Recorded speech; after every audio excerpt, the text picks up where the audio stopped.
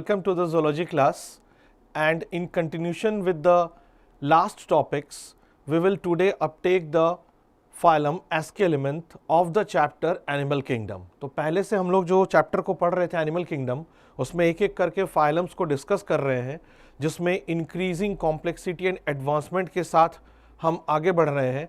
उसमें platyhelminth that is flat worms तक हमने डिस्कस किया था. Then the next phylum is the aschelminth. Okay, let us move. Aschelminths. Commonly what we call the Aschelminths. अगर हम Aschelminths को बोलते हैं तो Aschelminths को commonly हम बोलते हैं राउंड वर्म. राउंड वर्म बोलते ही मुझे क्या समझ में आता है, कोई गोल सी चीज होगी, समथिंग सर्कुलर और राउंड. तो यहां पर ये नेम कहां से डिराइव हुआ है? पिछले फाइलम तक जो हमने ध्यान दिया था उसमें जो एनिमल्स थे उनमें बॉडी कैविटी न होने के कारण दोज वर डॉर्सोवेंट्रली फ्लैटेंड, वो चपटे थे. उनका जो क्रॉस सेक्शन देख रहे थे हम, उसमें थिकनेस बहुत कम दिखाई दे रही थी. लेकिन यहां से इस फाइलम से अगर आप देखेंगे, एज दे आर सूडोसिलोमेट्स, जिसका कि डिस्कशन आप बेसिस ऑफ क्लासिफिकेशन में देख चुके होंगे, तो यहां पर बॉडी जो है सिलिंड्रिकल हो जा रही है. सिलिंड्रिकल होने के कारण अगर हम उसका क्रॉस सेक्शन काट रहे हैं, जैसे कोई आप मूली की सलाद काटे, मूली की लंबाई में हो और सलाद आप काट रहे हो, पतले पतले गोल गोल आप उसमें से छल्ले जैसे मूली की सलाद काट रहे हो, ऐसे काट रहे हो, तो फिर उसको आप बोलोगे ट्रांसवर्स सेक्शन. किसी भी राउंड वर्म का अगर हम ट्रांसवर्स सेक्शन कट करते हैं तो बॉडी मुझे और आपको सर्कुलर दिखाई देगी, सर्कुलर क्रॉस सेक्शन दिखेगा. That's why they are called round worms. इसके पिछले फाइलम तक में ये चीज नहीं थी. तो राउंड वर्म्स का जो नेम डिराइव हुआ है, that is due to the circular cross section. Here I have taken a picture. यहाँ इस पिक्चर में आप देख सकते हैं कि अगर ये एक राउंड वर्म है तो उस राउंड वर्म का अगर मैंने यहाँ से सेक्शन थोड़ा सा काट के निकाला है तो ओवरऑल उसका जो क्रॉस सेक्शन दिख रहा है वो आपको सर्कुलर दिखाई दे रहा है. सर्कुलर क्यों दिख रहा है? क्योंकि आपने इसको काटा है. It is a part of क्या? सिलेंडर. इससे पिछले फाइलम तक में सिलिंड्रिकल बॉडी के एनिमल्स नहीं थे, इसलिए इस तरह का सेक्शन नहीं दिखाई दे रहा था. ये एक एडवांसमेंट है कि वहां बॉडी कैविटी है जहां ऑर्गन्स को रखने की जगह है. That's why the name round worms, because of the circular cross section. Yes, आप बिल्कुल सही समझ रहे होंगे. इसके आगे हम लोग पढ़ेंगे एनिलीडा, वहां भी क्रॉस सेक्शन सर्कुलर है, लेकिन ये फर्स्ट टाइम अपियर हो रहा है. That's why these are called round worms. अगर हम यहां बात कर रहे हैं एनिलीड्स की, तो आप अगर कोई भी डायग्राम ड्रॉ करेंगे अर्थवर्म का, तो अर्थवर्म का डायग्राम आप जब ड्रॉ करेंगे तो उसके जो एंड्स होंगे, जो एंड पॉइंट होगा, वो बिल्कुल पतला होकर टैपर्ड होकर फिनिश नहीं होगा. जबकि किसी भी राउंड वर्म्स को आप देखेंगे, किसी भी राउंड वर्म को, तो उसकी जो एंड होगी बॉडी की, वो पतली और नोकीली होकर एंड होगी, चाहे उसकी शुरुआत माउथ वाला पार्ट हो या एनस वाला पार्ट हो. बॉडी का जो फॉर्म होगा वो सिलिंड्रिकल होगा, लंबा होगा, वर्म लाइक इलोंगेटेड होगा. बट जो डिफरेंस मिलेगा एनालीड से वो ये कि उसकी जो बॉडी एंड्स होगी वो बिल्कुल टैपरिंग एंड्स होगी, वो राउंडेड एंड्स नहीं होगी. अगर हम एक एनालीड ड्रॉ करेंगे, ठीक है, उसमें सेगमेंटेशन की बात करेंगे इसके बाद आगे, बट उसका जो एंड होगा वो राउंडेड होगा, बट यहां पर टैपरिंग एंड आपको दिखाई देता है. तो जनरल बॉडी फॉर्म की अगर बात करें बच्चे, तो आपको दिखेगा elongated body with tapering ends. Cross section काटेंगे तो क्या दिखाई देगा? Circular cross section. That's why these are called what? Round worm. Now अब हम थोड़ा पीछे से रिकॉल करेंगे कि कौन कौन सी चीजें हम लोगों ने बेसिस ऑफ क्लासिफिकेशन में एस्कीहेलमिंथ्स के कंटेक्स्ट में पढ़ा था. कि बॉडी फॉर्म के अदर देन, सबसे पहले था level of organization. Yes, Porifera में सेलुलर ग्रेड था, देन निडेरिया एंटीनोफोरा में टिश्यू ग्रेड, प्लेटिहेलमिंथ में ऑर्गन ग्रेड. यहां से फिर एडवांसमेंट आ गई है. दीज आर मोर एडवांस्ड, क्योंकि बिल्कुल हमारी तरह इनके पास ऑर्गन लेवल का ऑर्गेनाइजेशन नहीं है, ऑर्गन सिस्टम है. का मतलब हुआ कि किसी एक फंक्शन को करने के लिए, से रिप्रोडक्शन में जो भी पार्टिसिपेशन होगा वो अकेला कोई ऑर्गन नहीं करेगा, सेट ऑफ ऑर्गन करेंगे. जैसे हमारे पास जो है डाइजेशन, वो buccal cavity, teeth, tongue, stomach, pancreas and so many organs together work to perform a single function, that is digestion and absorption, that is called an organ system. इस तरह का level of organisation यहाँ से start हो गया है। तो ये भी एक एडवांसमेंट आपको दिखाई दे रही है जो पिछले फाइलम के कंपेयर में थी। तो circular cross section because of having pseudocoelom उस पर डिस्कस कर रहे हैं, और elongated body with tapering ends, but advancement दिखाई दे रही है क्या हमें? एडवांसमेंट दिखाई दे रही है कि इनमें आ गया है organ system level of body organization. Although अभी भी इसमें बहुत सारे सिस्टम नहीं आए हैं, जैसे सर्कुलेटरी सिस्टम एंड अदर्स। इसकी वजह से यहां तक जो फाइलम हम पढ़ते हैं उनको हम लोग लोअर नॉन कोर में रखते हैं। बाकी चीजें रिकॉल करेंगे ऑर्गन सिस्टम लेवल के, other than bilaterally symmetrical and these are what? Triploblastic animals. तो round worms are bilaterally symmetrical triploblastic animal, they are pseudocoelomate with elongated body with tapering ends. तो ये एक स्टेटमेंट है जो आप याद रख सकते हैं कि आप डिस्क्रिमिनेट कर सकते हैं राउंड वर्म्स को बाकी के दूसरे एनिमल्स से।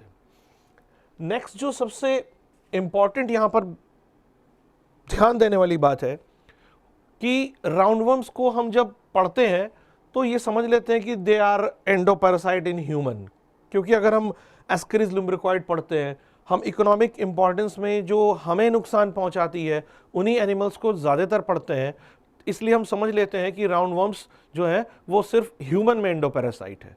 लेकिन यहाँ बहुत ज़रूरी ध्यान देने वाली बात है, आपके बुक्स में भी 12th क्लास तक जाते जाते भी ये लिखा गया है कि कौन कौन से ऑर्गेनिजम्स हैं जो प्लांट्स को भी इन्फेक्ट करते हैं। तो अगर हम हैबिटेट की बात करें कि वो हमें मिलेंगे कहाँ, तो बहुत सारे ऑर्गेनिज्म है, सबसे बड़ी मात्रा में तो वो फ्री सॉइल लिविंग है। जो फ्री सॉइल लिविंग है, यहां मैंने एक एग्जांपल ले लिया रैबिडिटिस, वो सॉइल में रहते हैं और वो सॉइल का ऑर्गेनिक मैटर कंज्यूम करते हैं।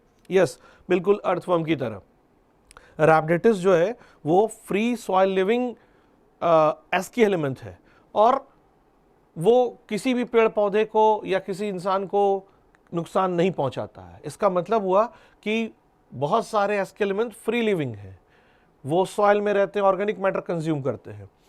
कुछ एक्वेटिक भी हैं, टेरेस्ट्रियल भी है, बट एक बड़े पैमाने पर, बहुत बड़े पैमाने पर जो एस्की एलिमेंट्स हैं वो पैरासाइट्स हैं। वो पैरासाइट्स केवल और केवल एनिमल्स में नहीं है, पैरासाइट्स जो हैं वो प्लांट्स में भी है। नेक्स्ट ईयर के आपके क्लास में मिलेगा मेलोइडिगाइनी इनकॉग्निटा, ये आपको टोबैको रूट नॉट डिजीज में मिलेगा।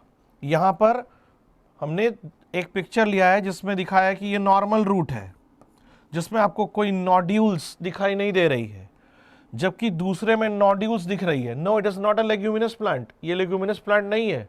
गलती नहीं करना है कि सर इसमें तो राइजोबियम की स्पीसीज आ गई है, ऐसा कुछ नहीं है। ये इन्फेक्टेड हो गया है, इसके अंदर रूट नॉट नीमेटोड्स घुस गए हैं, वो वहाँ मल्टीप्लाई किए हैं, उन्होंने नॉट बनाया है और प्लांट की क्रॉप की प्रोडक्टिविटी खराब हो रही है। हेट्रोडेरा की बहुत सारी स्पीसीज है, वो धान की फसल को नुकसान पहुंचाती है। ऐसे बहुत सारे ऑर्गेनिजम्स हैं, पपीते में लगते हैं, जो ऐसे बहुत सारे एस्की एलिमेंट ऑर्गेनिजम्स हैं जो प्लांट रूट्स में पैरासाइट हैं और उनकी प्रोडक्टिविटी को भी नुकसान पहुंचाते हैं। और ह्यूमन के या दूसरे एनिमल्स की पैरासाइट्स की बात करें तो आपने बहुत शुरुआती क्लासों से पढ़ा होगा common round worm, that is ascaris lumbricoid, आपके कोर्स में भी दिया है पढ़ने के लिए ह्यूमन हेल्थ डिजीज में। Ascaris lumbricoides, then wuchereria bancrofti, that is filaria worm, hook worm, ancylostoma duodenale, and pin worm, enterobius vermicularis. It is one of the commonest worm, जो छोटे बच्चों को सफेद कृमि हो जाती है, उनके फीसेस के साथ आते हैं।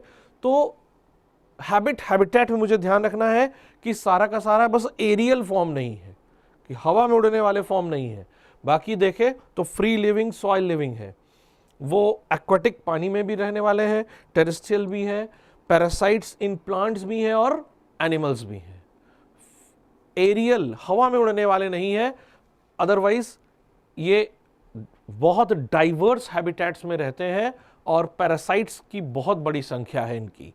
दे are parasite, endoparasite in plants and animals. Then one of the most important feature of the roundworms, that is pseudocoelomate. We already had discussion on it in the topic in this same chapter, that is the basis of classification, कि इनके coelom को हम true coelom नहीं बोलते हैं, क्योंकि coelom का मतलब ही होता है कि बॉडी वॉल और एलिमेंट्री कैनाल के बीच की जगह, जो कि एक्टोडर्म और एंडोडर्म के बीच की जगह है, वहां पर स्प्लिट अप मेसोडर्म का कैविटी जो होता है वो एक्चुअली ट्रू सीलोम होता है। तो ट्रू सीलोम में हमारी आपकी बात हो रखी थी ट्रू सीलोम में कि ट्रू सीलोम जो होगा उसमें क्या होगा, उसमें एलिमेंट्री कैनाल के ऊपर भी मेसोडर्म की एपिथेलियम मिलेगी, मेसोथेलियम मिलेगी, और मीजेंट्री से वो कनेक्टेड होगी और कंटिन्यूअस रहेगी वो बॉडी वॉल के अंदर की एपिथेलिया से, जिसको आप बोल रहे थे क्या, सीलोमिक एपिथेलियम। अगर ऐसा कंटिन्यूअस आप बनाते जैसा मैंने रेड कलर से दिखाया है तो आप बोलते उसको ट्रू सीलोम। बट यहां जो मैंने डायग्राम ड्रॉ किया हुआ है, इसको मैंने रेड किया है, आप देख सकते हैं बॉडी मस्कुलेचर जो है वो मेसोडर्मल डेरिवेटिव है, बट इंटेस्टाइन के ऊपर यहां पर मेसोडर्मल पार्ट डिराइव करके कोई उसकी एपिथेलिया कवर नहीं है। और आपकी बुक में भी आप पढ़ेंगे साफ साफ क्या लिखा हुआ है, वहां पर ध्यान देंगे तो पता चलेगा कि mesoderm present in pouches, mesoderm present in pouches. इस डायग्राम को भी देखें, आपकी बुक की डायग्राम को, तो यहां पर आपको क्या दिख रहा है कि यहां रेड कलर से दिखाया गया कि कोई ऑर्गन है दैट हैज बीन एनवेलप्ड और कवर्ड बाय मेसोडर्मल एपिथेलियम, जबकि इंटेस्टाइन के ऊपर ये नहीं है। बॉडी कैविटी तो है यहाँ पे जिस पे फ्लूइड है, तो ये ध्यान रखना है कि पूरी की पूरी तरह से अगर लाइनिंग नहीं है मेसोडर्म की, ये पहले भी हम आप पढ़ चुके हैं।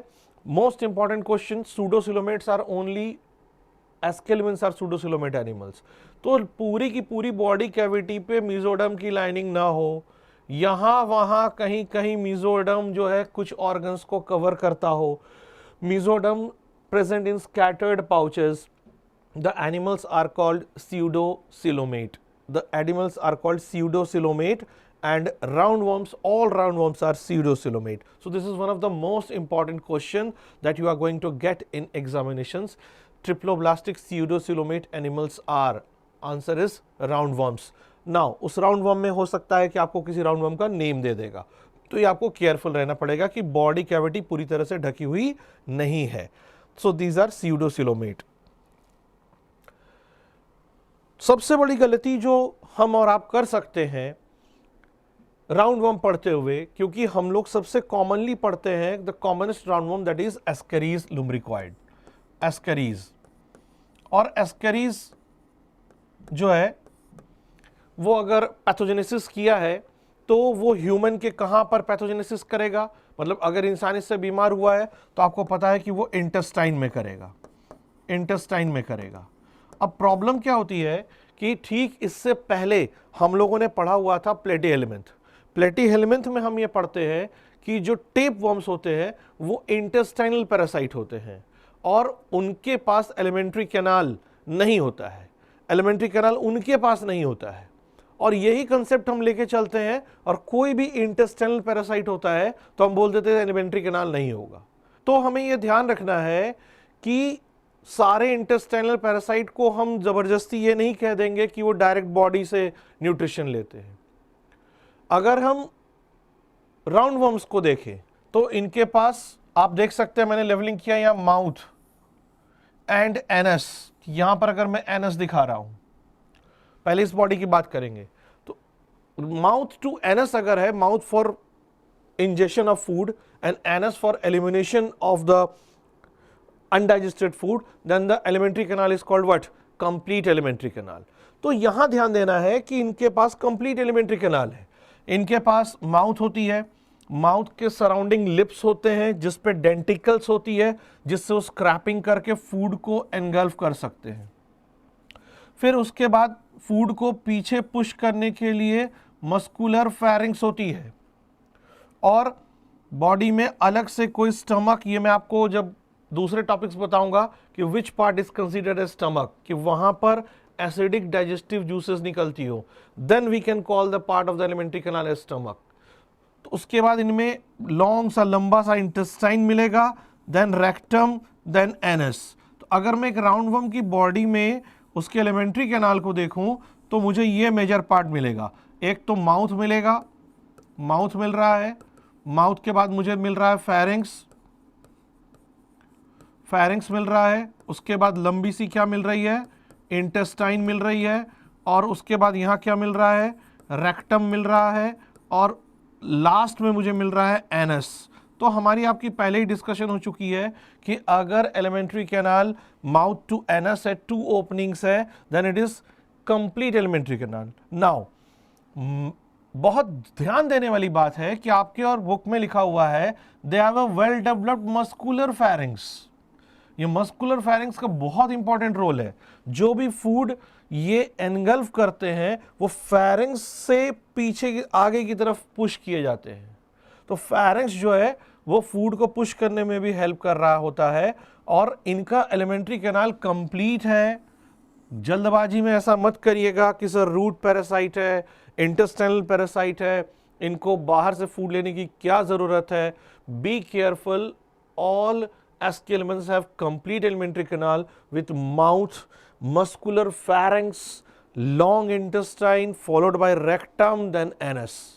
तो ये एक बहुत ही अलग सा फीचर जो है यहाँ पर आपको डेवलप होता दिख रहा है, जो कि पिछले फाइलम में नहीं था। प्लेटी एलिमेंट तक या तो alimentary canal blind sac body plan थे, इनकम्प्लीट थे, या फिर आपने टेप वॉर्म्स में देखा था एलिमेंट्री कैनाल नहीं था। लेकिन यहां पर ये भी एडवांसमेंट दिख रही है आपको कि एलिमेंट्री कैनाल क्या हो गई है, कंप्लीट है। दूसरी यहां पर आपसे और भी बात करनी है। यहां पर मैंने कॉमनेस्ट पिक्चर लिया है जो एस्केरीज लुम्ब्रिकॉइड का रहता है, और यहां पर मैंने लेवलिंग करी है। आप जरा इसको ध्यान से देखेंगे कि क्या क्या लेवल किया मैंने। यहाँ पर मैंने क्या क्या लेवल किया है, आप प्लीज़ ज़रा ध्यान से देखें कि सबसे पहले लेवल किया मैंने माउथ। यहाँ पर मैंने लेवल किया माउथ। माउथ लेवल किया है दोनों एनिमल में। कैसे दोनों एनिमल में? यस, यही ध्यान देना है कि सारे एस्की एलिमेंट्स में सेक्सेस क्या होती हैं, सेपरेट होती है। इधर मेल का पिक्चर लिया है, इधर किसका, फीमेल का पिक्चर लिया है। इधर मेल का, उधर फीमेल का, दोनों का लेटरल व्यू है। एनिमल जो है वो कौन सा है मैंने आपको पहले ही बताया था, एस्केरीज लिया है, that is commonest round worm, ascaris lumbricoid. Mouth level किया है। माउथ लेवल करने के बाद वेंट्रल साइड में यहां एक्सक्रीटरी पोर लेवल किया दोनों में। इसकी अभी डिस्कशन कर रहे हैं आपके साथ कि an excretory pore is there for elimination of nitrogenous waste. इसकी बात हो रही है आपके साथ। देन नेक्स्ट आपको ख्याल ध्यान देना है कि जो नेक्स्ट ओपनिंग फीमेल बॉडी में प्रेजेंट है, next opening that is the female gonopore. कि ओविडक्ट वेजाइना आके वहां खुलेगी, फीमेल गोनोपोर। तो पहली ओपनिंग हो गई फीमेल में माउथ, मेल में भी mouth. Then excretory pore, yes पीछे की तरफ नहीं एक्सक्रीटरी पोर, एक्सक्रीटरी पोर आगे के थोड़े बाद ही है। देन इसमें फीमेल गोनोपोर जहां से कॉपुलेशन होगा, and anus, then tail, this part is tail actually, female gonopore and anus. तो complete alimentary canal mouth to anus हो गया। But there is a bit difference in case of male ascaris, it has a round and curve tail. इसका curve tail है, और यहां पर जो मैंने लेवलिंग किया वो किया क्लोएका वर्ड यूज किया है, क्लोएका वर्ड यूज किया है, CLOACA, क्लोएका। क्लोएका जो है ये कॉमन ओपनिंग होती है, it is a common opening for the genital duct and the alimentary canal. मतलब हो गया कि रेक्टम, ये जो इंटेस्टाइन थी और ये जो रेक्टम था, अगर इसको R लिखा है मैंने, रेक्टम है, और ऊपर से T फॉर टेस्टिस दिखा रहा हूं मैं, और टेस्टिस से डक्ट आ रही है, दोनों एक कॉमन चेंबर में खुल रही है, दोनों एक कॉमन चेंबर में खुल रही है। इस कॉमन चेंबर का नाम है, ये इस कॉमन चेंबर का नाम है ओपनिंग का cloaca, and this part is the tail part. So there is a bit difference in case of most of the roundworms, that in male the genital duct and the last part of the alimentary canal open in a common chamber called cloaca. Most of the male roundworms have copulatory structures. Penile CT is present in case of ascaris, whereas various other structures are present which helps in copulation. कुछ दूसरी structures होती है जो copulation में help करती है. अब यहाँ बार बार मैं copulation word यूज कर रहा हूँ, तो इनसे आपको दो तीन चीजें आगे क्लियर हो जाएगी जो मैं आपको दूसरे पिक्चर से क्लियर कर रहा हूँ. तो यहाँ पर मुझे ध्यान देना था कि एक्सक्रीटरी पोर प्रेजेंट है अलग से जो नाइट्रोजनस वेस्ट को बाहर निकालेगा. माउथ टू एनस है, कंप्लीट एलिमेंट्री कैनाल है with muscular pharynx. And next यही बात आपके साथ होनी है कि वहां हम लोगों ने देखा कि ये अगर माउथ है एनिमल का और उसके थोड़ा आगे बढ़ने के बाद वेंट्रल साइड में यहां मैंने दिखाया था आपको एक्सक्रीटरी पोर. एक्सक्रीटरी पोर, एक्सक्रीटरी पोर प्रेजेंट है थोड़ा सा आगे बढ़ने के बाद towards the ventral side. Lateral side ये थी, लेटरल साइड का पिक्चर था, वेंट्रल साइड में एक्सक्रीटरी पोर प्रेजेंट है. तो ये एक्सक्रीटरी पोर है किस चीज का? एक्सक्रीटरी पोर जो यहाँ पर स्पेशल एक्सक्रीटरी ऑर्गन प्रेजेंट है, स्पेशल एक्सक्रीटरी ऑर्गन प्रेजेंट है एस्करीज में. तो जरा सा एक बार देखेंगे यहाँ पे, that is called H shaped renette cell. Renette cell है जो कि एच शेप का है. Let me draw. अगर ये एस्करीज का एज्यूम कर ले, माउथ है, ये फेरिंक्स है, then this is the intestine and these are all bathed in the pseudocoelomic fluid and assume that this is the body wall. ये उसका body wall है. तो यहाँ पर मुझे देखना है कि there is a cell, एक सेल है जो ट्यूब्यूलर सेल है और इसका ओपनिंग यहाँ पर दिखा रहा हूँ मैं. This is the excretory pore and this is the duct. ये duct है और बाकी का सेल जो है वो डूबा हुआ है स्यूडोसिलोमिक फ्लूइड में और वहां से वो एक्सट्रैक्ट करता है एक्सक्रीटरी वेस्ट को. एक्सक्रीटरी वेस्ट को एक्सट्रैक्ट करता है और डायरेक्टली वो जो है एक्सक्रीटरी पोर से बाहर सेंड करता है. So this is the actually cell, this is a single large cell which is acting as an organ. This is called H shaped renette cell. H shaped renette cell. Rennet cell, H-shaped rennet cell is responsible for eliminating nitrogenous waste and helps in osmoregulation in case of Escherichia elements, as in you can see I have drawn it in case of roundworm. So the excretory pore is just behind the mouth के थोड़ा पीछे है और आपके book में भी लिखा हुआ है an excretory tube separates a tube है. This part is the tubular part. ये जो part है ये tubular part है. बाकी का cytoplasmic part है जो extract कर रहा है नाइट्रोजनस वेस्ट को pseudocoelomic fluid से यहाँ से कर रहा है. An excretory tube removes the nitrogenous waste from the body cavity via an excretory pore and the organ is called rennet cell. It is a H-shaped cell which is helping in osmoregulation and excretion.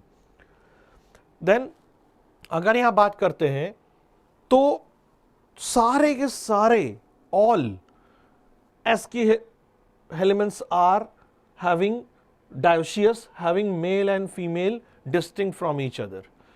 पिछले phylum तक ये चीज़ें नहीं थी, वहाँ तक अगर प्लेटी एलिमेंट देखते हैं दोज वर बाइसेक्सुअल, वो सब के सब बाइसेक्सुअल थे. लेकिन यहाँ आपको ध्यान रखना है कि दे आर यूनिसेक्सुअल. मैंने पहले भी कहा था आपसे कि डायोशियस और मोनोशियस और बाइसेक्सुअल और यूनिसेक्सुअल में आप गड़बड़ करेंगे तो ध्यान रखना है कि जो यूनिसेक्सुअल है वो डायोशियस है और जो बाइसेक्सुअल है वो मोनोशियस है. Sexes are separate, that is male and female are distinct.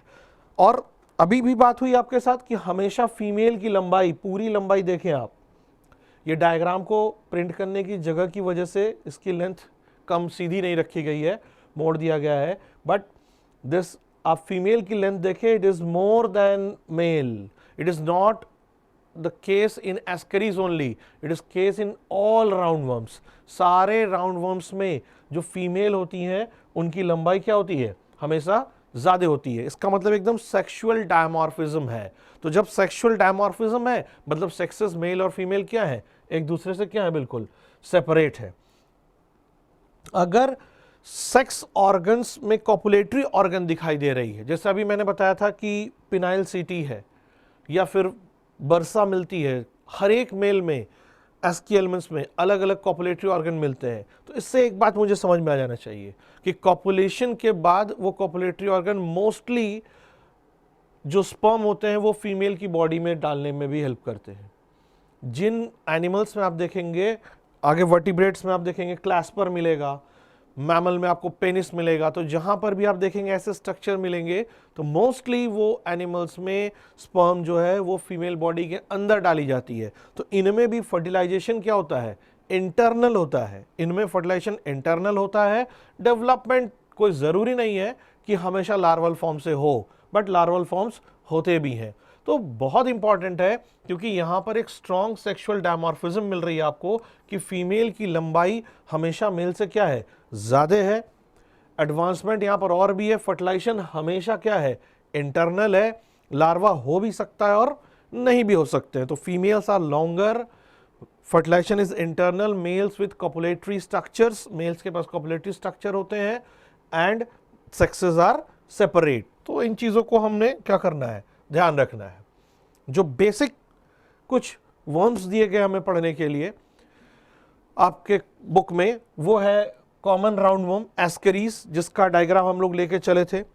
ये ह्यूमन इंटेस्टाइनल पैरासाइट है and the disease cause is known as ascariasis.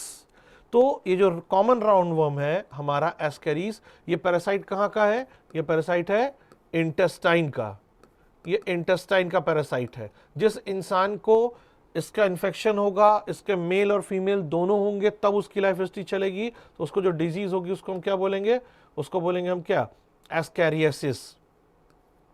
Ascariasis, ascariasis बीमारी बोलेंगे जिनको इसका इन्फेक्शन हुआ है और ये एडल्टहुड तक पहुंचा है। लाइफ हिस्ट्री इनकी बहुत कॉम्प्लेक्स होती है, बहुत ही कॉम्प्लेक्स लाइफ हिस्ट्री है। एक पैरासाइट की कॉम्प्लेक्स लाइफ हिस्ट्री ही उसको वर्ल्ड में सर्वाइव करने में क्या करती है, हेल्प करती है।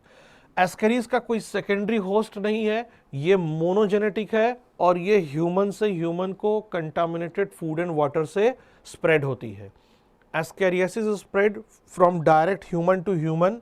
वेक्टर्स में भी हाउस फ्लाइज, वो उसके सेकेंड लार्वल स्टेज से इंसान इन्फेक्ट होते हैं और इनका कोई इंटरमीडिएट होस्ट नहीं है। दूसरी जो सबसे ज्यादा इंटरेस्टिंग चीज आपके बुक में दी गई है, वो दी गई है हुकवर्म, एंसाइलोस्टोमा, एंसाइलोस्टोमा डुडेनेला। हुकवर्म से होने वाली बीमारी को एंसाइलोस्टोमेसिस बोलते हैं हम। इसका जो मोड ऑफ इन्फेक्शन है, एस्केरीज से अगर मैं इन्फेक्ट होता हूं तो इसका इन्फेक्शन जो होगा, इसका इन्फेक्शन वो होगा ओरल। इसका सेकेंड लार्वा का इन्फेक्शन होगा और इंसान इसको ओरल इंजेस्ट करेगा। ओरल इंजेस्ट करने के बाद उसकी कॉम्प्लेक्स लाइफ हिस्ट्री है इंटेस्टाइन। तो हमें यह ध्यान देना है कि इसका इन्फेक्शन ओरल है, ओरल इंजेक्शन से होता है और वो इंटेस्टाइन में पहुंचता है कॉम्प्लेक्स रास्ते से, इंटेस्टाइन से लीवर के थ्रू, फिर लंग्स के थ्रू, फिर वापस इंजेक्शन से। बट ये जो हुकवर्म है इसका इन्फेक्शन भी सेकेंड स्टेज से होता है, बट इसका इन्फेक्शन है बोरिंग थ्रू फीट। ये पैरों में इन्फेक्शन के बाद, यहाँ पर मैंने पिक्चर लिया है, ये दिख रहा है कि ये ब्लड वेसल्स में एंटर कर रहा है और फिर इंटेस्टाइनल मेसेंट्रिक ब्लड वेसल से वो इंटेस्टाइन में जाएगा। अब ध्यान देने की बात है कि इसका इन्फेक्शन ओरल है, ठीक है, समझ में आ जा रहा है, इंटेस्टाइन पहुंचा। लेकिन मुझे और आपको ये ध्यान रखना है कि हुकवर्म भी कैसा पैरासाइट है, ये इंटेस्टाइनल पैरासाइट है। ये भी अगर इन्फेक्ट करता है इंसान को, ठीक है, पैरों से बोरिंग करके इन्फेक्ट करेगा, ब्लड वेसल में जाएगा, उसके बाद फाइनल डेस्टिनेशन उसका जो है वो इंटेस्टाइन है। So these both of these are intestinal parasite, although the mode of infection are different, mode of infection are different. Ascaris में ओरल इन्फेक्शन था, हुकवर्म एंसाइलोस्टोमा में बोरिंग थ्रू फीट, कि नंगे पांव चल रहे थे, खेतों में जा रहे थे जहां पर इसके लार्वा थे, तो वहां से ये इन्फेक्ट कर गया है। नेक्स्ट जो आपके दे रखा कोर्स में, that is the filaria worm, wuchereria bancrofti, filaria worm. इसका वेक्टर जो है वो क्यूलेक्स मॉस्किटो है। वो थर्ड स्टेज लार्वा को इंजेक्ट कर देता है वाइल पोरिंग द सलाइवा, कि जब वो सलाइवा पोर करता है तो इसका इन्फेक्शन ओरल भी नहीं है, इसका इन्फेक्शन बोरिंग थ्रू फीड भी नहीं है। यहाँ पर हमें ध्यान देना है कि आप mosquito bite, yes, female mosquito ही बाइट करती है। तो क्यूलेक्स मॉस्किटो जो इन्फेक्टेड हो तो वो जो है हमारी बॉडी में डाल देगी वुचेरेरिया का क्या, थर्ड स्टेज लार्वा। अगर उसने लार्वा डाल दिया और फिर वो जाकर हमारे डेवलप करती है लिम्फेटिक चैनल्स में, वो डेवलप करती है लिम्फ वेसल में। तो ये जो वुचेरेरिया बेनकॉफ्टी है राउंडवर्म, ये एक लिम्फ वेसल्स का पैरासाइट है। ये लिम्फ वेसल के अंदर ग्रो करती है और ये लिम्फ की ड्रेनेज को ब्लॉक करेगी, क्योंकि लिम्फ की ड्रेनेज के बीच में आपने पढ़ा होगा कि उस पर आती है लिम्फ नोड्स आती है, ठीक है। तो लिम्फ नोड्स के लिम्फ की ड्रेनेज ब्लॉक होगी तो वहां पर जिस जगह से होगी वहां पर स्वेलिंग आने लगेगी। मोस्टली जो हमारे बॉडी के लटकते हुए भाग है, टेस्टिकल्स, पैरों में या फीमेल्स में ब्रेस्ट में, वहां पर जाकर इनके वर्म जो है लिम्फेटिक चैनल को ब्लॉक करते हैं, जिसकी वजह से क्रॉनिक इन्फ्लामेशन एक ही दिन में नहीं फैल जाएगा। यस, आप बिल्कुल सही रिकॉल कर रहे हैं। The disease is also known as elephantiasis, हाथी पाव बोलते हैं या फील पाव बोलते हैं। Filariasis, elephantiasis, filarial worm, filaria बोल रहे हैं। यहां पर धीरे धीरे क्रॉनिक लंबे समय में स्वेलिंग होगी। ऐसा नहीं होगा कि आज मच्छर ने काटा और लार्वा गया और उसने मेटामॉर्फोसिस किया और उसके बाद तुरंत हो गया, बट ग्रेजुअली होगा, बढ़ेगा धीरे धीरे। Chronic inflammatory disease, gross deformity of organs भी इस पे दिख सकती है। आप देख रहे हैं कि पैर काफी डिफॉर्म हो चुका है इस पिक्चर में। And the worm is called wuchereria bancrofti. इसका वेक्टर जो है वो मॉस्कीटो है। तो यहां हमें सबसे जो खास बातें ध्यान देने वाली थी वो क्या थी? सबसे पहले थी कि ये ट्रिप्लोब्लास्टिक सूडोसिलोमेट है। सूडोसिलोमेट होने की वजह से, सूडोसील होने की वजह से उनका बॉडी जो है वो सिलिंड्रिकल हो गया। दैट्स वाई उसका जो क्रॉस सेक्शन आया, CS आया, वो कैसा आया? वो सर्कुलर आया। वो सर्कुलर आने की वजह से आपने इसको बोला क्या? राउंडवर्म बोला।